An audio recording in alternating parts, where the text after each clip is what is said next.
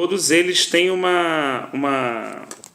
digamos assim, um objetivo muito prático, né? É uma vara na mão de Deus, né? Muito prática, que serve para quê? Como fosse quase que um cajado, né? Para que o povo não se desviasse do caminho do Senhor, né? Então, mais do que usar algo para se proteger, como o Salmo 91, é usar algo como um espelho para a gente, como Paulo fala, discernir o próprio coração e perceber se a gente está andando assim. Paulo fala, se vocês realmente têm o Espírito de Deus, né, então olhem realmente, questione a sua fé, no sentido assim, né, ponha ela em xeque nos princípios claros da palavra de Deus, para ver se realmente essa fé é genuína. Para que você não tenha que dar 30 anos depois de descobrir que não era, como o Paulo estava colocando, né? Depois de muito tempo, descobri que aquilo não era o que eu pensei que era. Então, ponha em xeque, peça a Deus para esquadrinhar, sondar, colocar no fogo, para ver o que aquilo é do homem e o que é realmente produzido pelo Espírito de Deus. Então, assim, lendo agora, na perspectiva da oração de Salomão, fica pelo menos para mim um pouco mais claro, poxa, que eu não posso usar isso aqui como algo, sabe, como alguma coisa assim, não, pelo contrário. Isso está me mostrando, e a gente vai ler aqui um pouquinho mais na frente, né? Aquele que decidiu habitar. Habitar, a gente fala de casa, né? Cada um, entre aspas, pode morar onde quiser, né? Fisicamente. Mas e no mundo espiritual? A gente também pode escolher onde a gente quer habitar, não é assim? O Senhor, onde há o Espírito de Deus, é a liberdade. O Senhor tem esse princípio. Então, assim, na verdade, o Senhor não vai me pegar e colocar ali, ou seja, Jerusalém, Jerusalém, eu quis juntar você como uma galinha faz com seus pintinhos, não é? Mas vós não quisestes. Olha que interessante. Então, assim, Deus está falando ali, eu quis, mas você não quis. Então, olha que coisa interessante. Então, eu também preciso querer ser protegido. Então, então existe cobertura, existe submissão, existe rendição, existe eu pensar alguma coisa, Deus pensar alguma coisa, mas no final sobressair ou ficar, né, acima de todas as coisas aquilo que Deus falou a respeito daqueles assuntos, e eu, né, baixar, inclinar minha cerviz e aceitar aquilo. Então, assim, não é algo místico, não é algo esotérico, né? A nossa fé não é assim. Então, não pode ser, pelo menos assim, me parece, mas não tem questão fechada, que não pode ser interpretado dessa forma, né? E aqui a gente, pelo contrário, poderia falar, aquele que, é igual Jesus, ó, quem quiser vir após mim, puxa, ele não está falando assim, pessoal, agora, irmão, tem que vir. Tem que, ele não fala isso, ele fala assim, quem quiser vir após mim, negue-se a si mesmo, tome sua cruz e siga-me. O que ele coloca como questão é a maneira que deve segui-lo, mas não a obrigação de segui-lo. Ele fala assim, olha, para me seguir, tem que negar e tem que tomar sua cruz. Isso aqui eu não abro mão. Mas é quem quiser me seguir, porque pode ser que alguém não queira. Então é uma coisa livre, então ninguém pode caminhar com o Senhor e depois querer colocar a culpa no irmão, em Deus, no fulano. Não, estou assim por causa de ciclo. Não, calma aí. Eu decidi seguir a Jesus. Eu decidi me negar. Eu decidi tomar minha cruz. Eu preciso assumir as consequências que eu mesmo escolhi para a minha vida. Então, assim, eu decidi deixar, eu decidi permanecer. Então, aquele que habita dá para a gente uma ideia de escolha e de liberdade. Aquele que faz do Altíssimo a sua habitação ou o seu abrigo, né? Então, assim, no mundo espiritual, nós também podemos decidir aonde nos abrigar. Podemos nos abrigar em homens, né? Não, mas tem um fulano lá, ele ora e, vai resolver tudo, entendeu? Em amuletos, em métodos, 3 passos para estar protegido, 7 passos para adquirir uma fé completa, 12 passos para atingir isso. Isso são métodos. Não significa, sendo bem equilibrado na palavra, que talvez aquela experiência singular na vida de um irmão tenha sido uma direção do Senhor para o irmão. Daí querer pegar como um bolo de batata e replicar algo completamente individual de um relacionamento de alguém e massificar isso num discipulado. Então, assim, crer em métodos e não crer na vida do Senhor, né? E não crer na palavra do Senhor, né? A autoconfiança também. A autoconfiança, então, muitos estão debaixo da sua autoconfiança. Então, não, calma aí, isso aí a gente dá um jeito. Tudo. Assim, na prática, né, não é tão simples habitar assim, né? Quer dizer, é simples, né? Desculpa, deixa eu corrigir. É simples, é conflitoso para a nossa própria alma. Vamos colocar assim, simples porque é uma escolha, né? O difícil é fazer essa escolha porque a gente precisa abrir mão da gente mesmo, como o Pablo falou. É difícil, mas é simples. A gente tem que abrir mão dessa nossa autoconfiança, tem que abrir mão do que a gente confia nos métodos, talvez no tempo que a gente já tenha andado com o Senhor, ou nas próprias experiências que nós já tivemos, mas, né, tudo bem que acrescentaram na nossa fé, mas, na verdade, a gente não se apoia nisso, e sempre se apoia no próprio Senhor, né? Então, assim, é muito importante que a gente tenha isso em pauta, né? Então, eu assim, achei interessante a gente ponderar essa questão, né, da escolha, né? Acho muito interessante.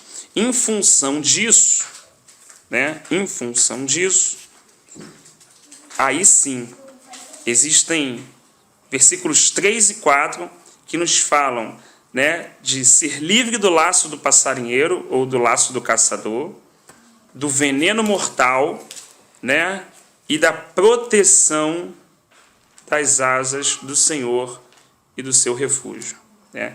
Então, como a gente está falando de escolha, pensem em a gente ler Ruth 2, porque vai deixar isso bem claro, talvez, para a gente nesse aspecto, né, que a gente está tentando compartilhar aqui. Olha que interessante, né? Como a gente está lendo do 12, eu vou só fazer um contextozinho, né? Então, assim, estamos falando da vida de Ruth, de uma moabita, não é uma israelita, certo? Ela casou com um filho de Noemi. Noemi, sim, era judia, era israelita, né? Bem, Noemi tinha 2 filhos que se casaram com 2 moabitas. Os seus 2 filhos morreram, o seu marido morreu. Uma delas decidiu voltar, mas Ruth decidiu ficar. Olha a questão da escolha voltando aí, né? Não das questões esotéricas, mas da escolha. E ela não só decidiu ficar, né, como ela fez algumas escolhas que pesam a favor dela. Olha que interessante o versículo 10 do capítulo 2. Ela inclinou-se e, prostrada, rosto em terra, exclamou: porque achei favor a seus olhos, ao ponto do Senhor se importar comigo, uma estrangeira. Primeira posição, humilhação. Totalmente vazia. Sem nenhuma... Como muitos judeus, às vezes, dando mau testemunho nessa época, dizendo assim, mas eu sou filho de Abraão, amigo. É isso, é pá, é autoconfiança, é usando a palavra, mas é uma palavra que está sendo usada para si mesmo, com base no mérito próprio. E aqui a gente está vendo uma mulher que, além de ter escolhido, né, porque assim, ela escolheu não ter futuro, porque Noemi não tinha nem que ela quisesse dar um filho, diz a palavra, como é que ela ia esperar 20, 25 anos para receber aquele filho de Noemi? Não tinha. Ela escolheu não ter futuro, a escolha dela foi clara, né? Mas a escolha dela foi um pouco mais além do que uma escolha imediatista de resolver o problema dela, como aquela síndrome de Esaú. Me mata a fome agora, porque o que me adianta todo um plano de Deus e Deus na minha vida e isso, aquilo, se eu vou morrer de fome agora, irmão, eu vendo tudo e eu quero me alimentar, saciar, resolver o meu problema, entendeu? Acabar com essa história, dessa pressão toda e vamos resolver o meu problema em fim de papo. Essa visão imediatista que custa caríssimo a longo prazo, né? Ela tomou uma posição exatamente contrária, dizendo, olha só, Boaz respondeu, contaram-me tudo o que você tem feito por sua sogra. O que é isso? Testemunho. Olha, ela não falou, irmãos. Foi as pessoas que viram isso e foram falar. Olha que coisa interessante. Testemunho. Depois que você perdeu seu marido, como deixou seu pai, sua mãe, sua terra natal, para viver com um povo que você não conhecia bem? Uma escolha. Olha só, aí vamos chegar no Salmo 91. O Senhor lhe retribua o que tem feito, que seja ricamente recompensada pelo Senhor, o Deus de Israel, sob cujas asas você veio buscar refúgio. Olha como ela foi habitar no esconderijo do Altíssimo. Olha como ela foi estar debaixo das asas do Todo-Poderoso. Com escolhas, com caminho, com decisões, não com esoterismo, como o Xande estava contando. Né? Dando exemplo, claro, a gente não está... às vezes é aquilo que a pessoa tem naquele momento por conhecimento que ela tem. Foi o que ele falou muito bem. Às vezes a pessoa nem cristã é, ou aquilo que ela ouviu um dia ela usa. Mas olha que interessante. Enquanto o ímpio, né, está imaginando dessa forma, a gente está percebendo na palavra como a gente deve chegar debaixo dessas asas. Que escolhas nós devemos fazer para habitar no esconderijo do Altíssimo. Escolhas contra nós mesmos. Escolhas não imediatas. Escolhas que nós não somos o centro dessa escolha. Porque aqui ela não era o centro. Se ela pensasse nela, amigo, tchau, pá, volto lá, tem um moabitazinho mais ou menos que já dá para casar e montar uma vida legal.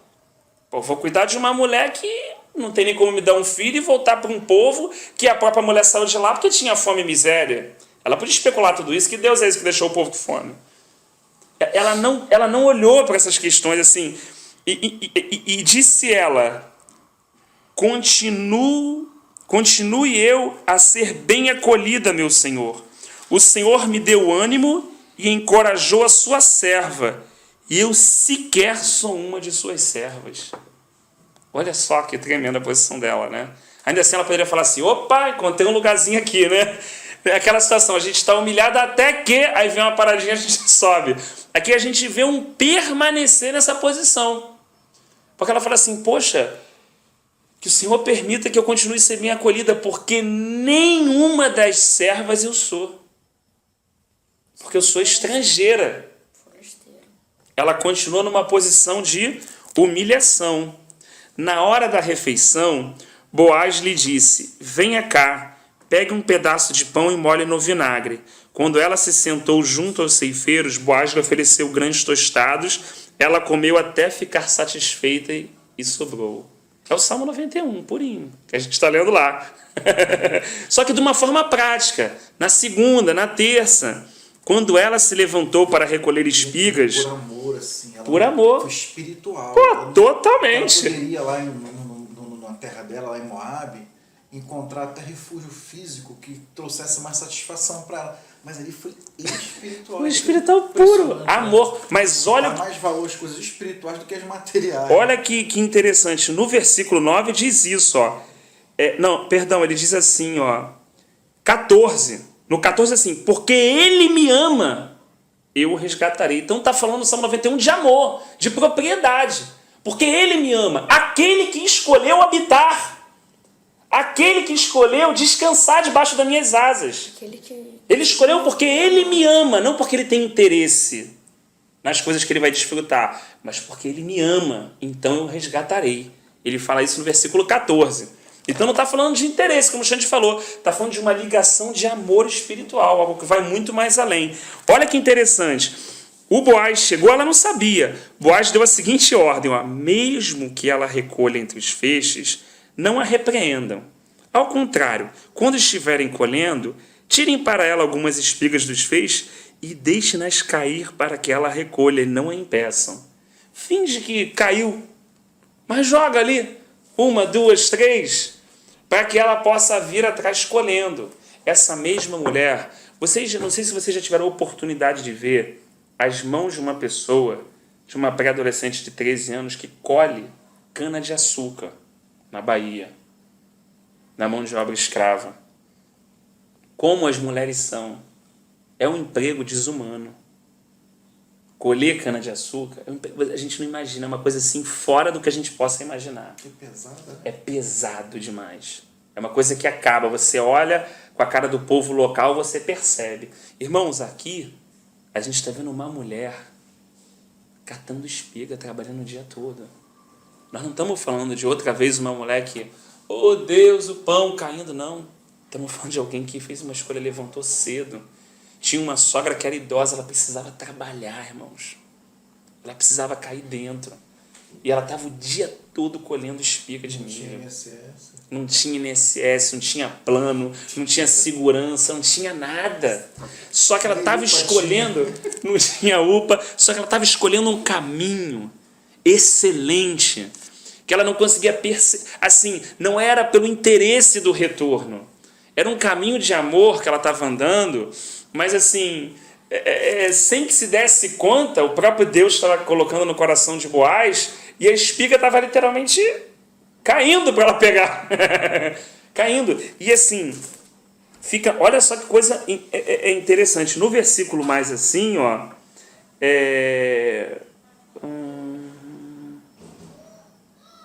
então Noemi aconselhou a sua nora, no 22, né? Ruth, é melhor mesmo você ir com as servas dele, minha filha. Noutra lavoura, poderiam molestá-la. Porque era um emprego o quê, irmãos? Masculino. Você acha que no meio daquele emprego não tinha um estupro? Não molestavam as mulheres? Não se aproveitavam quanto mais de uma estrangeira? Mas olha ela debaixo das asas do Todo-Poderoso. Olha ela habitando nesse abrigo. Olha Deus colocando ela num lugar o quê? Seguro. O próprio Deus. Né? Então, assim, estamos falando de escolhas. Não estamos falando de religião. Irmão, quem quer brigar? Quem quer habitar no abrigo do Altíssimo? Levanta a mão. Eu, irmão, glória a Deus, eu. Não são escolhas que a gente faz levantando a mão. Não são escolhas que a gente faz no fim do culto. Não são escolhas que a gente faz em momentos de emoção. São escolhas que nós fazemos na nossa vida prática e nas questões relacionais com pessoas.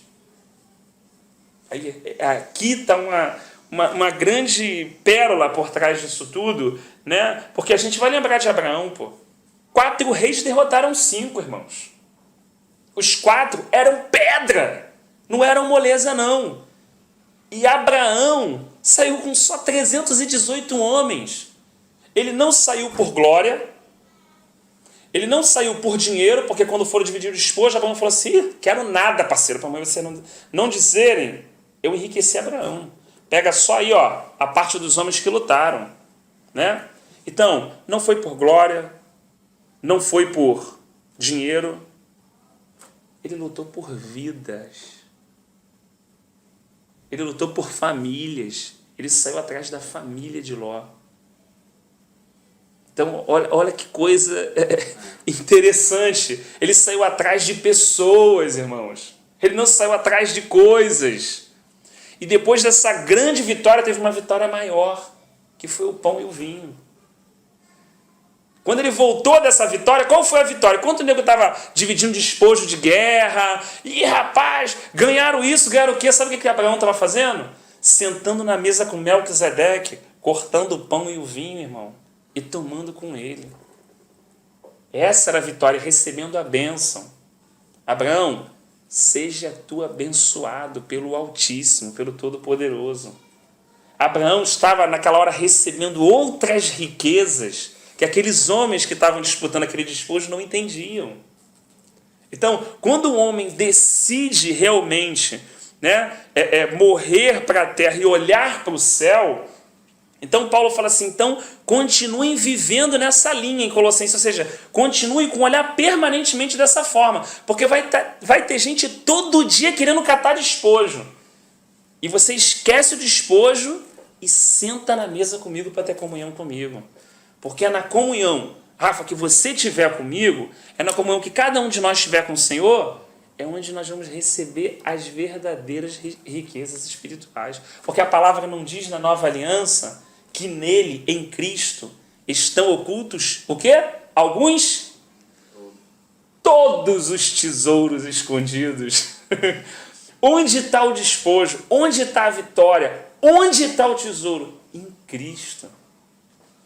Onde recebemos? Na comunhão, na mesa, no partir do pão. Então ele entrou numa guerra por vidas só. Teve uma grande vitória. As pessoas estavam dividindo o despojo. E ele estava sentado na mesa. Aí, irmão, Salmo 91 é consequência. A gente vai ver Estevão dando testemunho de Abraão e vai vendo realmente. Ninguém tocava. Mas por quê? Né? Ele repreendeu. Estevão coloca da forma, repreendeu os meus ungidos, falando de Abraão, Isaac e Jacó. Por que repreendeu? Aquilo era uma consequência. Então não chegava mesmo. Tudo que está escrito ali era uma realidade na vida daquela pessoa. Mas não porque ele pegou e leu aquilo no momento. Não, mas porque ele fez essas escolhas, como Ruth. Ele abriu mão da sua terra, ele abriu mão da sua parentela, ele abriu mão do lugar bonito, que era a planície de Sodoma. Ele foi para o outro lado, que era o deserto. Né? Ele foi fazendo escolhas, né, na sua vida que estavam sempre relacionadas ao Senhor. Não eram escolhas isoladas de interesses pessoais. Eram sempre perguntas. Não assim, será que eu vou me dar bem nisso aí, cara? Esse emprego aqui, vou pegar aqui, será que eu vou me... Vamos botar um dinheirinho no bolso, vou montar aí. Será que eu vou sair daqui? Não eram questões que ele se questionava para se dar bem. Ele falou, Senhor, e aí, Senhor? Mas se o Senhor não for, eu não vou. É o Senhor mesmo que está nessa situação, porque eu não vou dar um passo se o Senhor não der. O que adianta eu estar lá com tudo isso se eu não tiver o Senhor? Então, foram escolhas práticas da vida dele que foi levando ele para dentro do esconderijo do Altíssimo. Para um lugar de proteção. Então, assim, como Jesus disse a Jerusalém, não basta só eu quis juntar vocês como pintinhos de baixo, mas vocês não quiseram. Então não basta Deus querer. Eu preciso querer ser protegido. Eu preciso querer escolher habitar nesse abrigo e descansar nessa sombra. Porque às vezes eu, Rafael, não quero descansar. Quero correr com o meu braço e resolver logo. Quero descansar de uma outra forma. Quero resolver tudo, para depois que tudo estiver resolvido, eu falar assim, agora está tranquilo, agora dá para descansar. Então eu não estou descansando na sombra do Altíssimo. Eu estou descansando na provisão que eu fiz. E pode crer, na carne essa provisão. Então, assim, descansar no Altíssimo é abrir mão de provisão da carne. Segurança de falar, não que tenha problema, né, irmãos? Não estou falando que tenha problema ser uma pessoa prudente, não é isso. A gente está falando de motivação, né? Então, outro dia eu estava conversando com uma pessoa que não era cristã e tal, ela estava falando isso. Já tenho 4 previdências, tenho 5, já fiz outros 2 seguros e tal, não sei o que, pai, então qualquer coisa que aconteça. Então, assim, o que eu percebi naquele momento de conversa? Não que haja problema, né, da pessoa... Não é assim, né? A gente é equilibrado nessa questão. Mas é a questão só da motivação, né? Motivação é o motivo que leva a gente a agir, né? Não é a ação em si que a gente está questionando. É o motivo que leva a gente a agir. E a gente percebe assim, caramba, todo descanso da pessoa está em cima daquilo ali. Pode ter outro pensamento. Se aquela empresa quebrar, meu irmão, que está dando aquela garantia de seguro e de previdência, acabou. É por isso que em 29 mesmo o nego puxou uma arma e meteu na cabeça sem pensar. Por que, cara, mas por que uma pessoa fez isso na crise de 1929, que era de Bolsa de Valores em Nova York? Por quê, irmãos? Porque aquilo era a casa dela. Aquilo era o Deus dela. Aquilo era a segurança dela. Não tem outro pensamento, vou recomeçar. Aquilo é tudo para mim. Se o meu dinheiro que estava lá investido, se aquilo quebrou, puxava a arma e metia na cabeça, porque acabou tudo mesmo. Gente que se jogou de ponte. Se jogou de ponte, acabou. Né? Então, olha só, né? Como é que, né? São questões assim que mexem, né? com as escolhas. Né? Então, assim, essa escolha falou muito forte ao meu coração. Deuteronômio 32 também dá uma ideia interessante, né? Disso.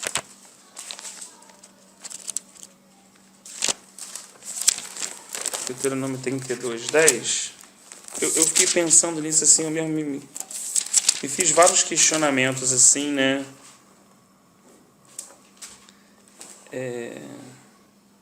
Olha só que interessante, né?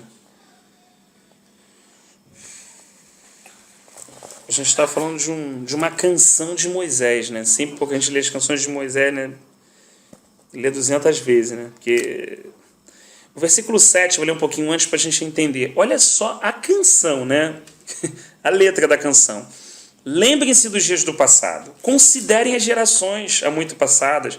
Perguntem aos seus pais e esses lhes contarão. Aos seus líderes e eles lhes explicarão. Quando o Altíssimo deu às nações a sua herança. Quando ele dividiu toda a humanidade, estabeleceu fronteiras para os povos de acordo com o número dos filhos de Israel. Pois o povo preferido do Senhor é este povo. Jacó é a herança que lhe coube. Numa terra deserta ele o encontrou. Numa região árida de ventos uivantes, ele o protegeu e dele cuidou, guardou como a menina dos seus olhos, como a águia que desperta a sua ninhada, paira sobre os seus filhotes e depois estende as asas para apanhá-los, levando-os sobre elas. O Senhor sozinho o levou, nenhum deus estrangeiro o ajudou.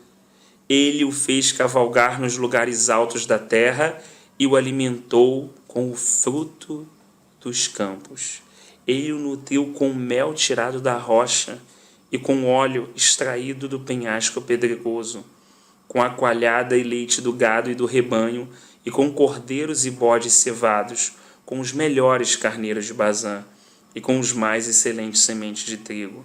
Você bebeu o espumoso sangue das uvas. Olha que interessante, né?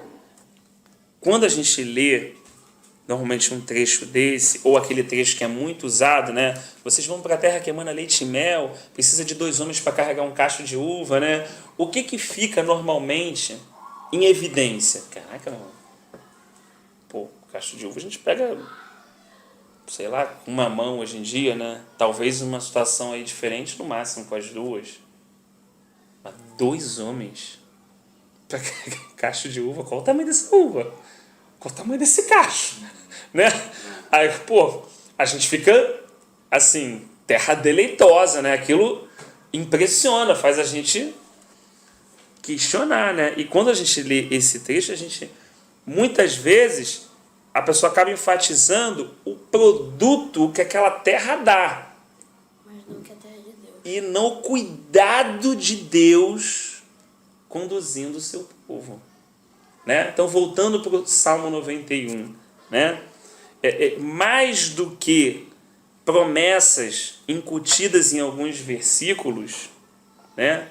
É o cuidado e o relacionamento de Deus com essa pessoa. Né? Então, se aquela pessoa escolheu, né, habitar, como está no versículo 1, no abrigo do Altíssimo, então ele escolheu, como Davi, o quê? Mais vale um dia na tua casa do que 1000 fora dela. Né? Desejo habitar todos os dias da minha vida na tua casa. Olha que coisa interessante de escolha. Né? Então aqui fala claramente sobre uma prática, sobre essa realidade dessa palavra do Salmo 91 na condução de Deus no seu povo, o modo como Deus foi conduzindo o seu povo. Agora, o interessante é que se a gente ler Jeremias 2, olha só, falando mais uma vez da escolha, né? Ainda dentro dessa questão do Salmo, né? Se a gente acabou de ler um versículo, poxa, lindo, né?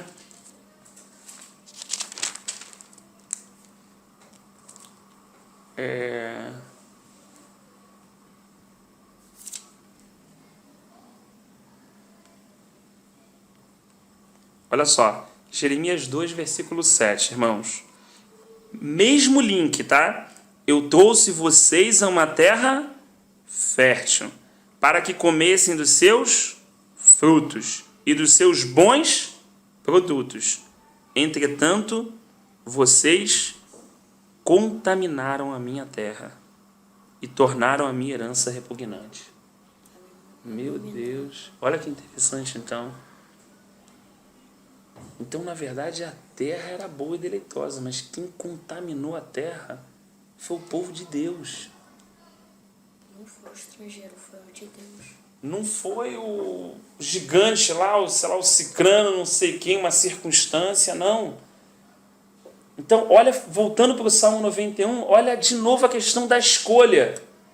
Mas será de que terra que ele está falando? Será que é a terra, essa terra que ele... Essa de Jeremias, a terra que emana leite e mel, Xande. Porque é que não deu para ler todo o versículo. Mas a admoestação de Jeremias é lembrando aquele povo, né, da infidelidade dos seus pais. A gente está em Jeremias 2. Então, Jeremias é um profeta pré-Babilônia. Então, ele está profetizando ali a respeito de 70 anos. E o que ele está usando como mensagem? Os pais deles. Falando, cara, olha o que aconteceu. Lembra do cântico de Moisés que a gente acabou de ler? Pergunte aos seus pais. Pergunte aos seus anciãos. Aqui não tem nada muito profético no fim, não. Ele está trazendo, ele está despertando esse povo pré-exílio, falando, gente, se a gente não mudar agora, se a gente não tomar outro rumo, Vamos perguntar como foi no passado. a gente vai sair daqui, parceiro, e vai morar na Babilônia. E olha que tinha muita gente que entrava, não é bem assim, não, né? E Jeremias ali, ó, fiel à palavra do Senhor. Está exagerando muito, pô. Aquele outro profeta que costumava, né, mandar aquelas letras, o Ananias. Não, rapaz, isso aí não é assim não, pô. Isso aí Só 2 anos. dá para resolver. E Jeremias falando, pô, queria que fosse assim. Queria que fosse assim. Mas a palavra do Senhor que vem sobre mim não diz que será assim. Diz que se a gente não... Livro de Reis que acabamos de ler, Oração de Salomão, diz que se a gente não emendar os nossos caminhos, se a gente não olhar para os nossos pais, não olhar para os caminhos anteriores, se não tomarmos uma posição hoje e agora, a gente pode ser povo de Deus, eleito, escolhido, geração, sacerdote, não sei o quê, isso, aquilo, tudo que você quiser citar de 28, de Salmo 91, meu irmão, mas vai parar na Babilônia, com as costas doídas. O povo não deu crédito, onde eles foram parar? Babilônia. E foi rápido sair de lá? Não foi rápido sair de lá. Porque também o Senhor foi... O Senhor foi 70 anos, né? O Senhor foi muito misericordioso. Então também quando vem, não é rápido de resolver. Ah, não é rapidinho, não é. Agora, meu irmão, é aguardar, né? Então assim, mas aqui o que está em tônica não é nem isso. É essa questão mais da escolha. Porque se o coração do povo não está preparado para entrar na terra, o que o povo faz? Contamina a terra. E eles contaminaram como? Aí tem vários exemplos que a gente vai pegar em Jeremias. Como? Adorando os deuses daquela terra, quando eles entraram, né? Misturando-se em casamento com aquelas pessoas daquela localidade, que o Senhor falou para não fazer, que as mulheres deles iriam atrair os filhos de Israel a serem idólatras, né? Práticas, né? Pagãs daquela localidade. Então, eles foram sendo seduzidos. Então, na verdade, né, se a gente perceber, a tônica do último capítulo de Josué está bem em cima disso. Algumas pessoas, assim, eu até entendo, né? Claro que a pessoa está compartilhando aquela palavra, está tendo uma ideia, uma direção do Senhor, não é isso que eu quero questionar. Mas quando a gente para tentar analisar a questão real do texto em si, irmãos, a gente sabe que Moisés parou no Jordão. Ele foi morrer no Monte Nebo, recolhido pelo Senhor. Josué que atravessou o Jordão e deu de cara com Jericó e Ai. Foram 14 anos de assentamento. 14 anos lutando para assentar as 12 tribos naquela terra que emana leite e mel. E no final, já velho, e com Israel praticamente, digamos assim, dominando, né, a questão territorial, com algumas exceções que Deus deixou por causa da infidelidade dele como provação, mas de uma forma geral paronômica, assentado naquela terra, é naquele contexto que Josué vira e fala assim, ó, eu e minha casa serviremos ao Senhor. Não é antes não para lutar não, é depois. Fala assim, parceiro, agora que não tem gigante, porque quando tem gigante todo mundo treme de medo. Quando tem um gigante é mole estar aos pés do Senhor. Acho que deve ser lá. Concordam? Quando tem um gigante, é mole a gente estar aos pés do Senhor. Tem um gigante, eu não posso encarar ele, eu vou ter que estar aos pés do Senhor, senão o gigante me janta. Onde está o perigo? É quando não tem um gigante. Mas quando eu tô sozinho, cara. Quando, pô, olha só, eu tô aqui, não tem nada me pressionando externo. Terminou toda essa luta. Agora eu tô nessa terra. Cacho de uva, pá, casa, tudo aquilo. Puxa vida. Aí Josué fala, gente, agora que é importante a gente lembrar. Aí ele pega e declara para o povo: eu e minha casa serviremos ao Senhor. Ou seja, eu quero fazer a minha escolha agora mais do que nunca. Eu fiz a minha escolha no Jordão, mas eu quero fazer a minha escolha agora de continuar servindo ao Senhor. Ou seja, depois de toda a luta, depois de toda a batalha, depois que se alcançou uma... A gente está falando de coisas físicas, né? A gente sabe que esse descanso aqui a gente não vai ter, né? A Nova Aliança coloca dessa forma, que a gente vai lutar o bom combate até o último dia, que o Senhor permitir que estejamos aqui. Mas é esse perigo desse descanso que o falso evangelho prega. De poder botar a mochila na terra, de beber água sem levar água na boca. De falar assim, não, pô, aí tá tranquilo, Deus deu vitória. E aí entra aquele descanso que não pode entrar. Aquela baixa de guarda que não pode ter, né? Todos nós estamos sujeitos humanamente, mas assim, ao mesmo tempo a gente recebe vários encorajamentos da palavra dos irmãos mais velhos, mais maduros, que já viram mais coisas. Olha, cara, não esmorece, não baixa a guarda. Olha, continua vigilante, entendeu? Assim, o Senhor é a nossa força, mas caminha. O importante é estar em Cristo. O importante é estar em Cristo. O importante é estar em Cristo. Então, isso vai fazendo com que a gente... Agora, quando por outro lado vem alguém com uma palavra que não é de Deus, falando, não, irmão, agora é só vitória, né, tranquilo, entendeu? Deus está batalhando, está pelejando aquela coisa toda. Muitas vezes isso faz interiormente a gente ter outras atitudes. Por que você vai ser... Por que eu, né, nós, vamos nos abrigar no esconderijo do Altíssimo? Porque lá fora a chapa está quente. Mas se a chapa não estiver quente, será que eu vou querer continuar lá? Ou será que eu vou falar, agora está tranquilo, vou sair daqui? Então, assim, é uma questão mesmo relacional. Eu não vou estar... Porque às vezes a gente, como povo de Israel, às vezes a gente está lá habitando porque a chapa está quente, não tem outro lugar para não habitar. Pô. Tem que correr para lá, tem que correr para os pés do Senhor. Outra coisa é quando a chapa não está quente e eu saio para fazer meus planos lá fora. Né? Então, um processo de consciência que seja a chapa estando quente, não estando quente, seja tudo mal ou tudo bem, como o Paulo falou, seja na fartura, seja na escassez, seja na doença, seja na enfermidade, eu descobri que o local que eu desejo voluntariamente habitar é no abrigo do Altíssimo. Como se fosse um casamento, né? Está ali debaixo das suas asas, debaixo da sua proteção. Então, assim, basicamente a gente avança assim nesses versículos, porque na verdade não é tanto em cima das promessas em si, né? A gente falou de laço de passarinheiro, veneno mortal, a gente falou, né, do pavor da noite, da flecha que voa de dia, da peste que se move sorrateiramente nas trevas, e peste daquela época, mas peste desse tempo também, ebola e tantas outras aí, nem a praga que devasta ao meio-dia, né?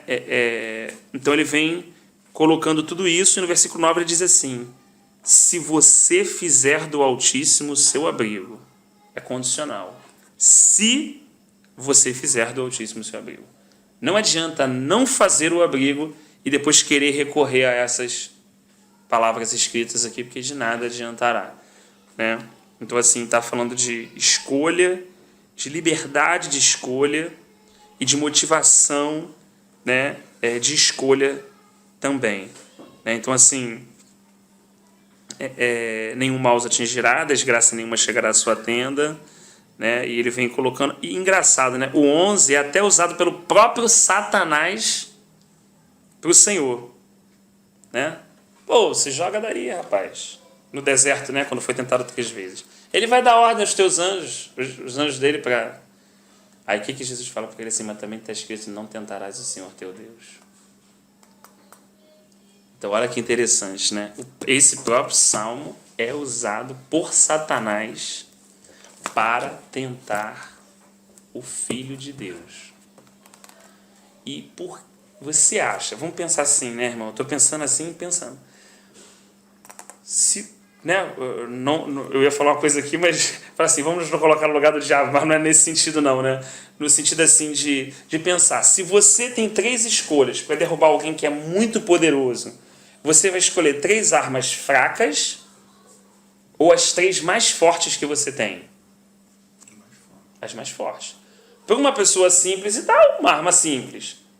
Mas para aquele que até aquele momento nunca havia pecado, para aquele em plena retidão, que a voz do céu dá o testemunho dele, eu vou mandar lá um demônio, uma potestade, um principado, ou o diabo vai lá pessoalmente? Vai pessoalmente. E vai usar que armas?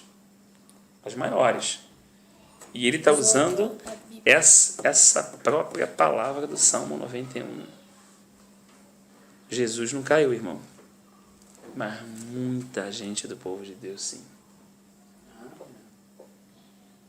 Mostra aí que tu é, irmão. Ora aí, faz poder e tal. Eu digo, aí, pá, e vai. Não entende, vai, manda mesmo.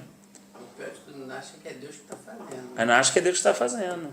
E vai embora, não entende que aquele desafio não é uma armadilha. Aquilo é para exatamente provar a falta de dependência dele e a suficiência em si mesmo. Aquilo é exatamente corte de comunhão. Aquilo é exatamente que vai levar a pessoa ao declínio. E ela, não percebendo, engata. Porque, de fato, é uma arma para nós que temos esse corpo corruptível. Né? Tudo bem que temos um novo cabeça, pertencemos a uma nova raça, né, em Cristo Jesus, mas também temos esse miserável homem aqui também habitando em nós, né? Então, quantas vezes eu não entendi isso e tomei uma atitude e depois eu falei assim, caramba, caí numa furada. Não era para eu peitar, não era para eu mostrar, não era para nada. Era só para eu me humilhar. Eu meti o meu peito na janela e fui, dei mole. Você vê a gente, pelo fato de a gente ser carne, né? O cão foi elegido na necessidade. É isso mesmo. No momento que ele estava mais assim, com a fome, com o estômago colado lá na coluna, né? Aí eu creio que veio um demônio, que não foi em forma de demônio, para mim ele não foi de chifre, né? De repente veio até parecido com algum dos profetas dele, né? Mas o Senhor soube que era um demônio, né? Por que não transforma? O Senhor já fez isso antes, lá no deserto, o Senhor ou vai fazer, né? Não sei. O Senhor já fez, já teve experiências, mostrou como transforma essas pedras em pão, e é isso aí. E ele não caiu. Ele teve discernimento, sabe? Tem que me sujeitar ao Pai. Tem que me sujeitar à palavra do Senhor, à palavra de Deus, né?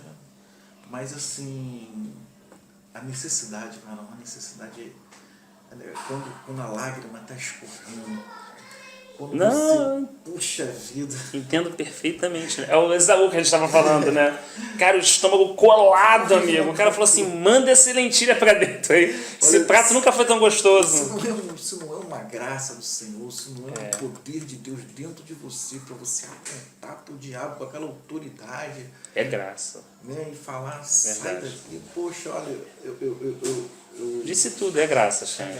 É graça. Não é a pessoa, não é a pessoa, é graça. Concordo. A força do braço. Não dá, é graça, concordo. É graça e graça, concordo contigo plenamente. Porque não tem como, humanamente, a pessoa realmente tomar qualquer atitude nela. A carne vai decidir carne, não tem jeito. Ela vai fazer aquela escolha, como você falou, em cima da necessidade. Entendeu? Se não for graça, se o espírito não prevalecer, não... Seria como uma pessoa doente, alguém chegar pra ela e falar, seu Deus é forte, então te cura. Vai lá, ora e cura. Não, é o propósito do meu Senhor na minha vida. Compreender essas coisas são... Ele falou um exemplo muito interessante, que acho que você mesmo, foi você que disse aqui no estudo, que eu trazia à tona, de um pastor que estava com câncer e foram orar por ele, lembra? E lamentando e pedindo, né, para ele, pô, que situação, querendo dar um consolo para ele, e as pessoas sendo consoladas. Por quê? ele disse o seguinte: essa doença é a minha limusine que vai me levar para o céu. Não ora para me curar, não. Eu não quero ser curado, não. Na realidade, aqueles irmãos, né, estavam simplesmente fazendo o papel do inimigo lá no Calvário. De repente, eu não creio, não sei, de repente, até se ele se prostrasse para o Senhor, não quero ir agora, tal, negociasse lá, eu creio que Deus poderia curar ele. Mas ele entendeu que o propósito de Deus não era cura, era levar ele.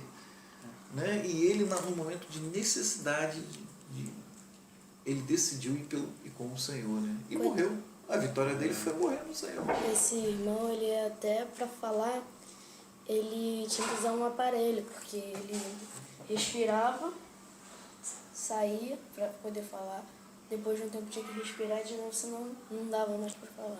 Uma situação muito crítica, muito dura, né? Estava tudo aberto. Meu Deus do céu. Assim, e é muito difícil, realmente, assim...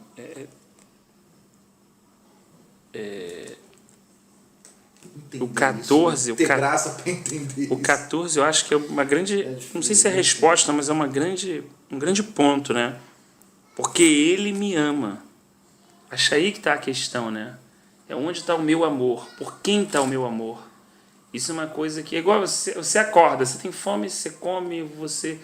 Tem coisas que são assim, você faz, né, hábitos. Tem coisas que estão ligadas ao amor, né? Então, assim, no final de contas, quem eu amo? De verdade. São questionamentos que às vezes a gente, claro, não vai falar para uma pessoa nova convertida e tudo, mas assim, que o próprio Paulo encoraja a gente a fazer. Será que eu amo Jesus como eu penso que amo? Tudo bem, eu olho o sacrifício na cruz, eu sei que eu deveria estar ali, eu sei que ele fez aquilo no meu lugar, eu sou grato por isso. Essa oportunidade que eu tenho hoje foi por causa daquela obra que ele fez por mim. Se hoje eu tenho esse discernimento, essa consciência, foi porque a luz dele invadiu o meu interior. Mas o quanto eu reconheço isso e o quanto isso tem valor para mim, na minha escala de valor prática e diária da minha vida. O quanto isso é importante, porque não removeis os marcos passados, né, de Deuteronômio. Então, assim, cara, onde está o valor mesmo interior? Porque onde tiver o meu tesouro, aí vai estar também o meu coração, né? Então, assim, porque ele me ama, poxa, olha uma pista no Salmo 91. Eu o resgatarei, eu o protegerei, pois conhece o meu nome. O que deve ser conhecer o nome de Deus? Só falar assim, Deus, Jesus? Será que conhecer o nome de Deus é só saber o nome como a gente sabe o nome de alguém? Saber quanto João, é importante pra gente. Rafael, o que deve ser conhecer o nome dele? Né? Talvez conhecer a própria pessoa, quem ele é de verdade. Como a gente conhece uma pessoa? O que a gente precisa para conhecer uma pessoa? Conviver, tempo, pô, né? Ouvir, né? Vamos supor, nós três aqui estamos... Quanto tempo que a gente vem tendo comunhão, várias aspectos assim, são anos, né? Então a gente vai conhecendo um ao outro, né? Conhece onde aquele irmão tem mais graça, conhece fraquezas, debilidades. Onde você tem que ajudar. Assim, muito tempo, né? Então, assim, conhecer o meu nome, né? Quanto tempo, eu fico pensando assim, né? Quanta convivência com o Senhor, quanto relacionamento verdadeiro tivemos. Assim, sei lá, se eu pegar uma vida de 38 anos como a minha e ficar pensando assim, caramba, quanto desses 38 anos, analisando eu mesmo assim, Rafael, eu tenho 38 anos, conversei com meu pai, com a minha mãe, né? Minha família, mas quanto eu tenho de convivência prática e verdadeira que eu posso tocar de realidade espiritual, de comunhão com o Senhor. Isso é quanto eu conheço o nome dele. Assim, eu estou falando só um pensamento, irmão, não estou dizendo que seja assim. Um pensamento é o quanto eu conheço, é o quanto eu pude ter de convivência real. minha pessoal, não no coletivo, no culto, na reunião, né? Então, assim, eu acho que esses dois pontos aqui, porque ele me ama e porque ele conhece meu nome, né, dão um ponto, assim, dão uma seta, né, indicam alguma coisa muito importante, né, que, na verdade, se sobrepõe a todas essas promessas aqui, ou todos esses desfrutes, né? Aqui são coisas que nós podemos desfrutar, né? Como consequência, diz assim: ele clamará a mim e eu lhe darei a resposta. E na adversidade estarei com ele. Lembrei do segundo livro de Samuel 22, que a gente leu de Davi, né? Exatamente assim, né? Vou livrá-lo e cobri-lo de honra. Vida longa eu lhe darei e lhe mostrarei a minha salvação. Né? Temos várias coisas falando sobre isso, né? Várias coisas escritas na Bíblia falando sobre isso.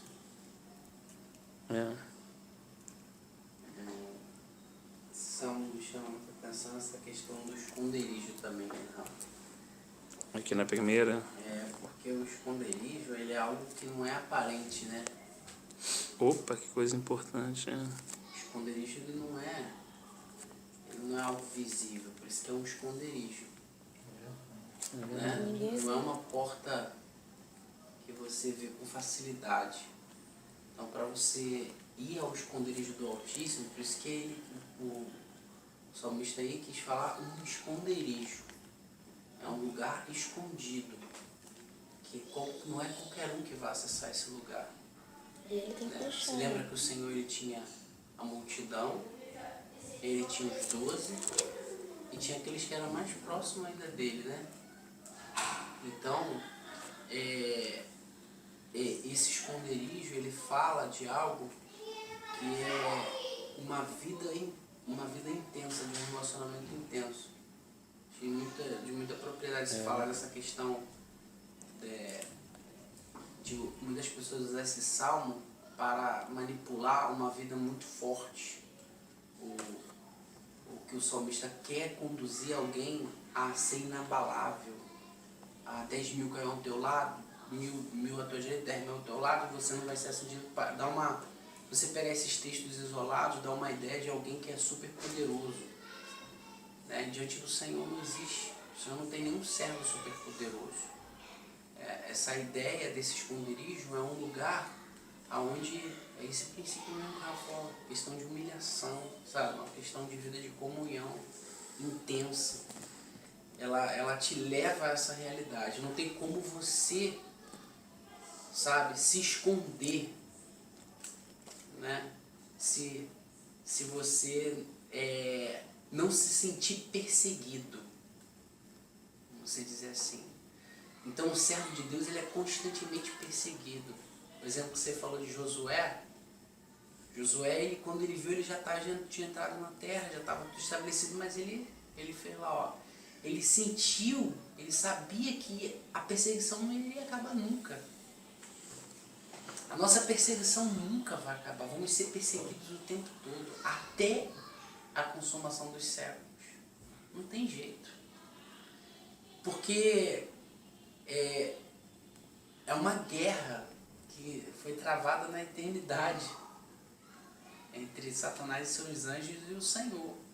E nós estamos, irmão, no meio disso aqui, sustentando o testemunho do Filho do Deus vivo. Onde Satanás e seus anjos querem a todo momento ofuscar esse brilho dessa glória, desse testemunho do Filho de Deus. Então, por isso que há um esconderijo, por isso que precisamos nos esconder. Porque somos constantemente perseguidos. Os irmãos que não sentem essa perseguição, irmão, que vive alheio, que não sente isso nos ombros, não é uma perseguição pessoal, sabe, irmão? Não é uma questão pessoal minha e sua. Não é um problema pessoal que eu e você vive. Isso é uma questão nossa, pessoal nossa. Uma perseguição que você vive no seu trabalho, seja lá o que for, uma questão sua com o Senhor está te provando em alguma questão, ou está te disciplinando. Eu vejo duas formas de você ser perseguido. Pessoal, tá? Uma é a aprovação, o Senhor está te provando, e a outra é a disciplina. Que você cometeu alguma falha e o Senhor está te corrigindo. Isso é prático. Agora, a questão desse peso de perseguição já é um peso sobre o testemunho da glória de Deus, sabe? Por isso que precisamos nos esconder, porque sabemos o tamanho da importância dessa manifestação, dessa glória, que é o testemunho dos filhos de Deus. Irmãos, esse testemunho é algo esplendoroso que precisamos manifestar. E precisamos servir de luz para as nações, sabe? Nossa casa, nossa família.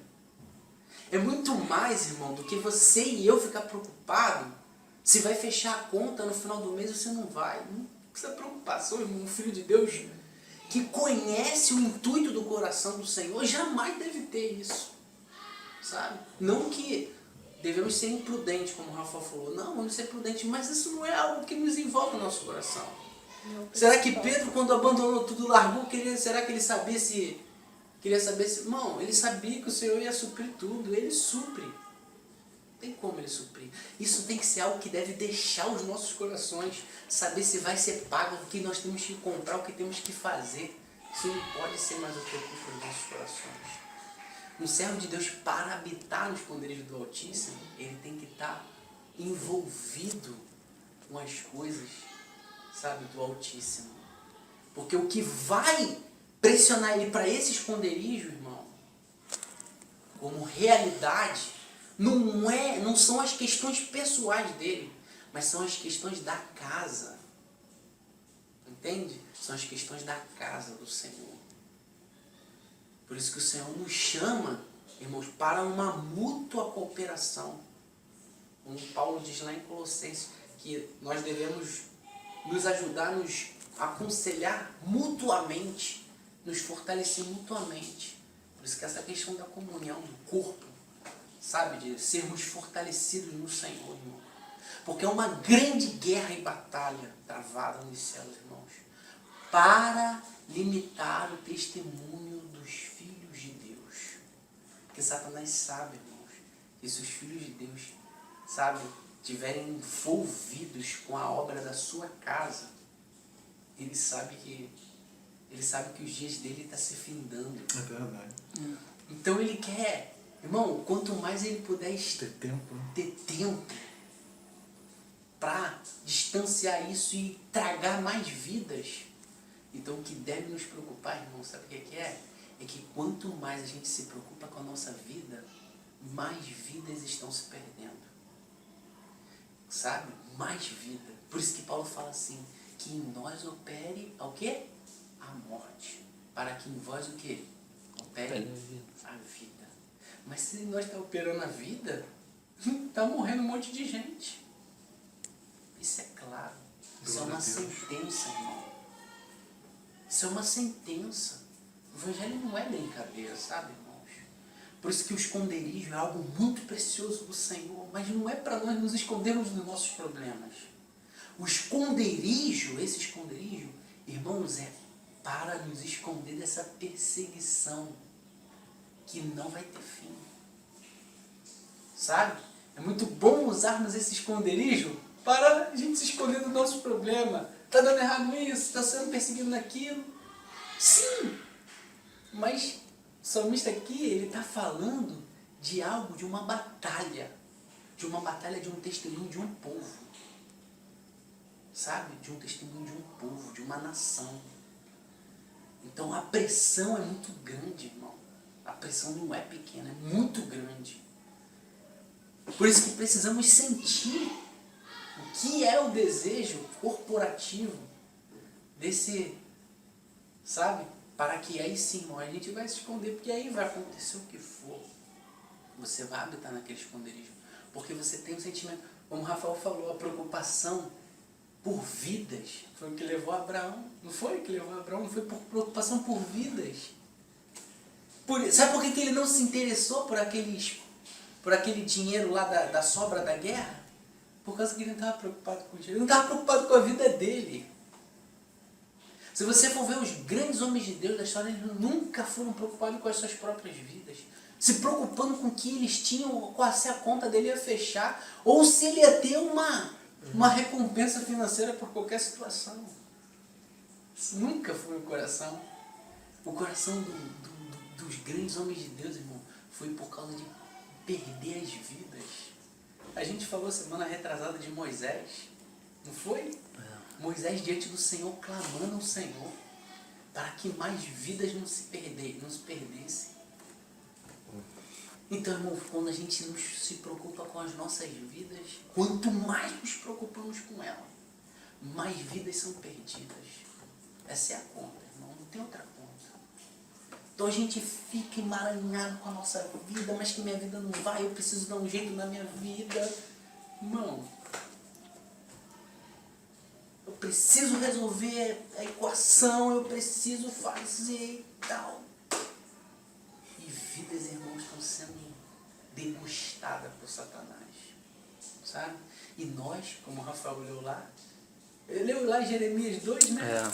O que diz lá em Jeremias 2? Que contaminou a terra. Nós estamos contaminando a terra, irmão. Comemos, desfrutamos da terra e estamos contaminando ela. Sabe por causa de quê? Por que estamos contaminando a terra?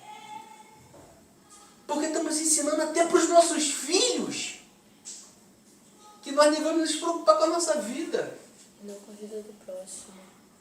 Não com os desejos do coração de Deus ou com a vida do próximo.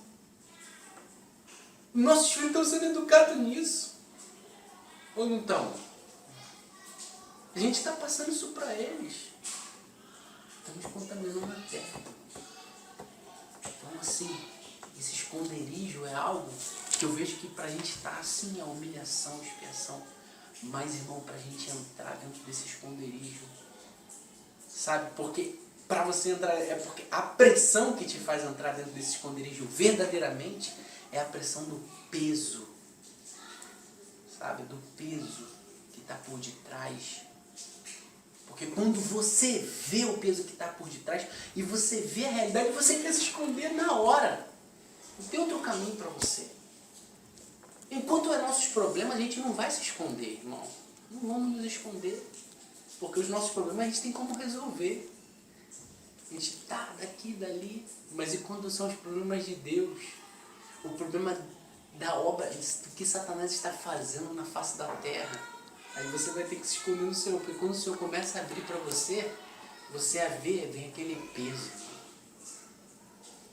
Aí você tem que se esconder nele. Porque o peso é muito grande, não tem como a gente carregar isso. Entende? Então eu vejo que pra gente, pra esse esconderijo, é porque deu um caos aqui fora, alguma situação, o Xande tem um quarto do pânico aqui atrás, e o que a gente vai fazer? Vai lá pro quarto do pânico, porque é um caos estabelecido ali fora. Você não vai. Aí a coisa apaziguou, tu vai sair do esconderijo ou não vai? Hã? Mas, irmão, a coisa nunca vai apaziguar. Nunca. Nunca. Porque há um peso, irmão. Há um peso.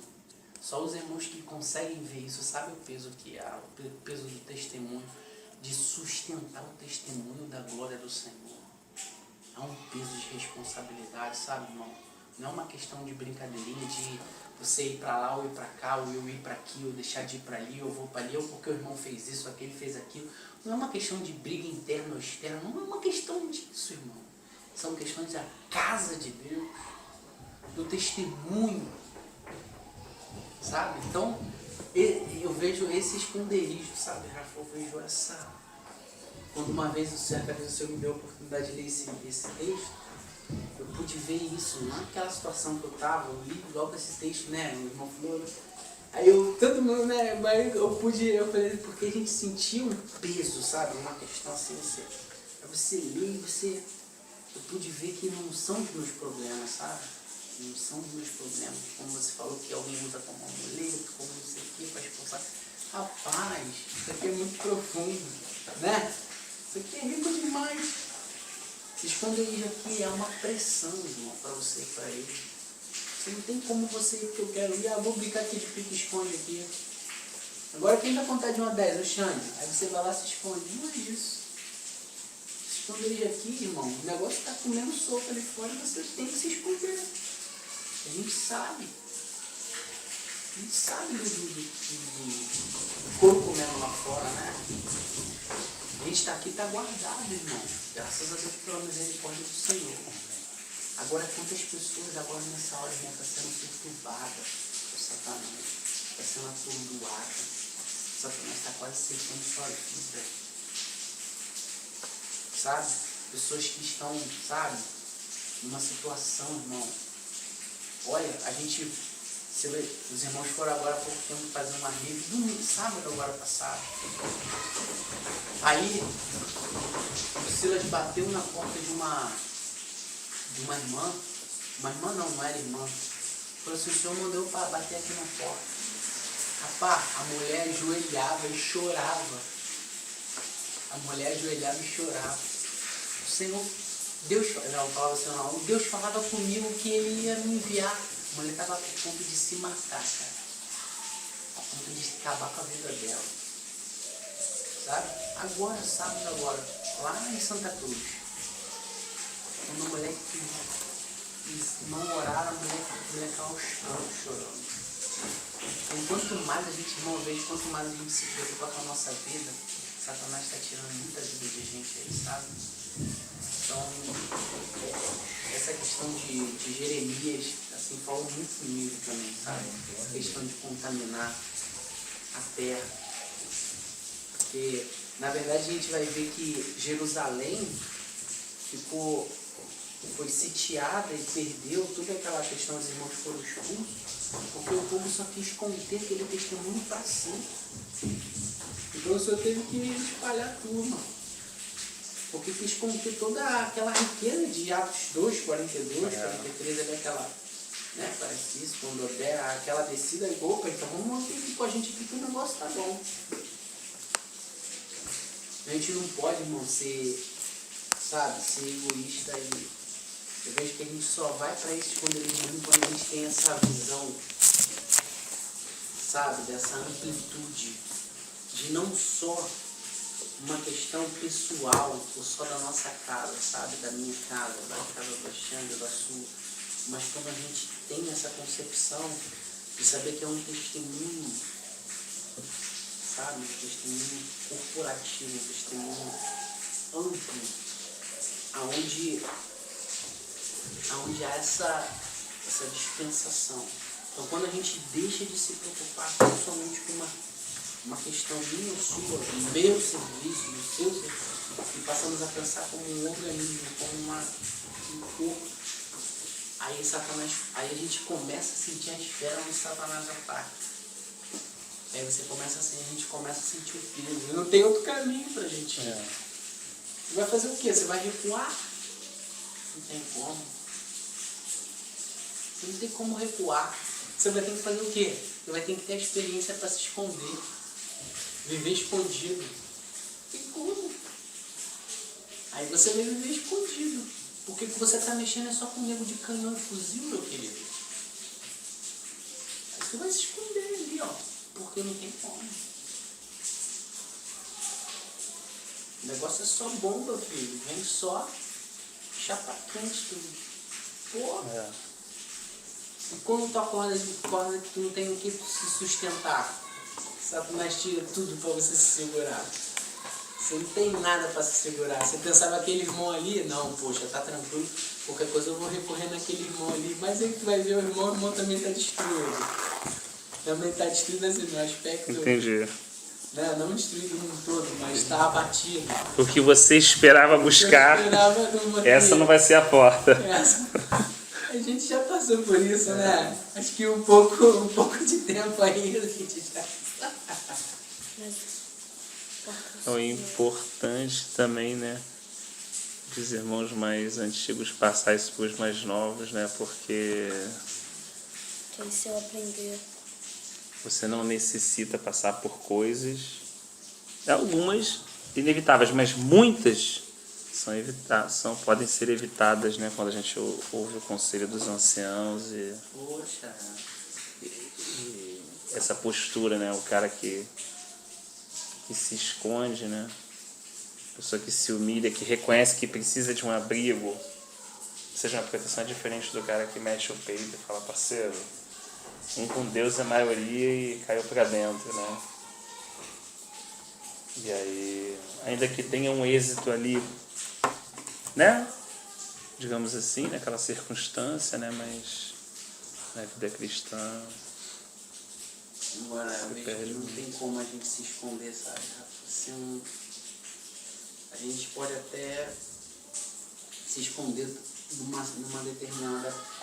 determinado nível. Mas desse nível que o salmista está falando aqui, sabe? Nesse nível aí, irmão, É esse peso mesmo. é esse peso. Porque há um grande peso, sabe? Entendeu? É um peso. Por isso que o Senhor fala em Mateus 23, fala assim: vinde a mim todos vós que estáis cansados e sobrecarregados, e eu vos aliviarei. Ó, ele fala ali, não é uma questão, sim, tem uma questão pessoal, sim, mas se a gente for continuar o texto, a gente vai ver, aquilo ali tem uma questão também de muitas pessoas que estavam com o peso da religião, o peso sabe, dos fariseus ali, daquele jugo desigual, daquela... Então, quando o Senhor trata aquilo ali, Ele quer trazer a gente para uma situação, sabe? Embora e olha aquele ali na hora, as pessoas que o seguiam e iam até Ele, automaticamente entravam em guerra nas suas casas, nas suas famílias ou não. Falava assim, não, estou seguindo a Jesus. Todo mundo está falando mal de Jesus, na turma contra o Senhor. Já arrumava guerra dentro, ó. Começava a perseguição ali.